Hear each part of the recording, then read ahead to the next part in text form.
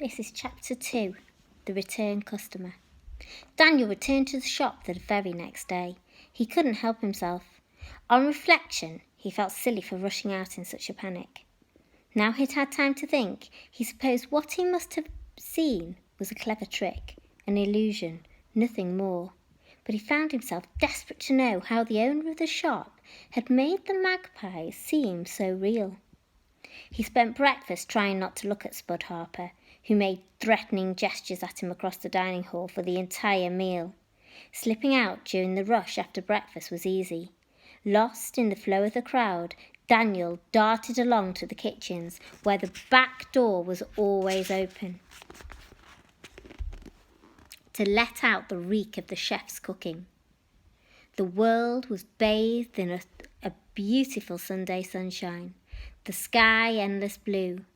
Daniel retraced his steps from the previous trip, passing the butcher's shop, breathing the smell of sawdust and raw flesh, and found himself back in the gargoyle-lined street. For a moment he was worried that he'd dreamt the whole thing.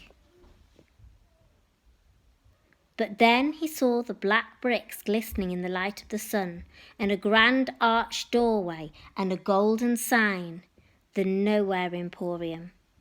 The closed sign was still displayed in the door.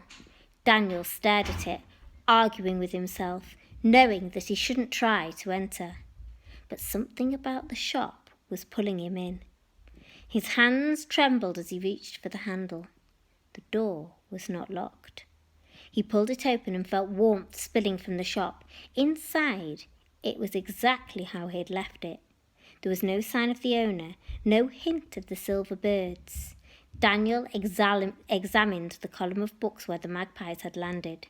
Then, treading softly, he made his way towards the red velvet curtain, to the spot on the floor where the birds had fallen and smashed into rubies. The light in the place was dim. He had to drop to his knees to inspect the floor. Not a single ruby anywhere. The velvet curtains flapped, and Daniel found himself staring at a pair of grey leather shoes. He looked up and into the eyes, the colour of angry thunderclouds, eyes that did not leave him, not even for the briefest moment. Silence. The shop owner's brow furrowed. He rubbed at his temples. He opened and closed his mouth several times, but no words escaped. He blinked, turned around and retreated through the curtain. Then he poked his head back into the shop, as if checking to see if Daniel was really there. Eventually he burst through the curtain and stood inches from Daniel, stooped over so that they were eye to eye. He smelt like the pages of old books. "How can I help you?" he said. His voice was calm, but the look in his eyes suggested that a storm was erupting somewhere in his brain. Said Daniel, "I just wanted another look around. Is that okay?" The man craned his neck so that his face was even closer to Daniel's. He narrowed his eyes and he whispered, "You remember this place?"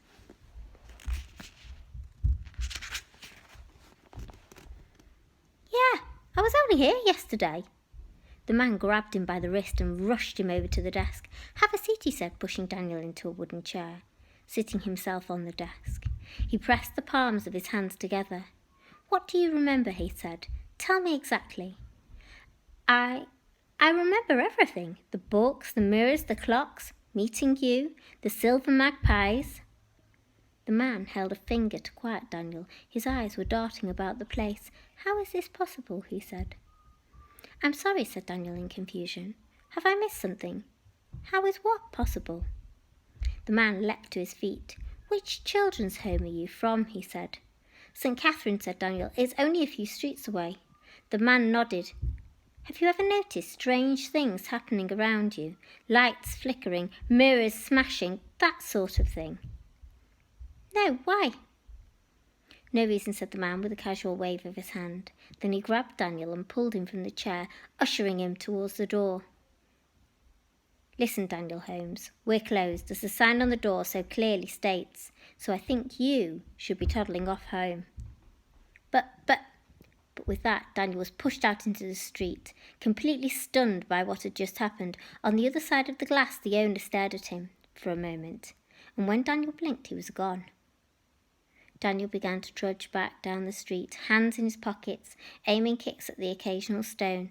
If he had looked around the corner at the correct moment, he might have noticed that the door of the Nowhere Emporium, opening just a fraction, and an ashen hand tossing 2 silver birds into the air.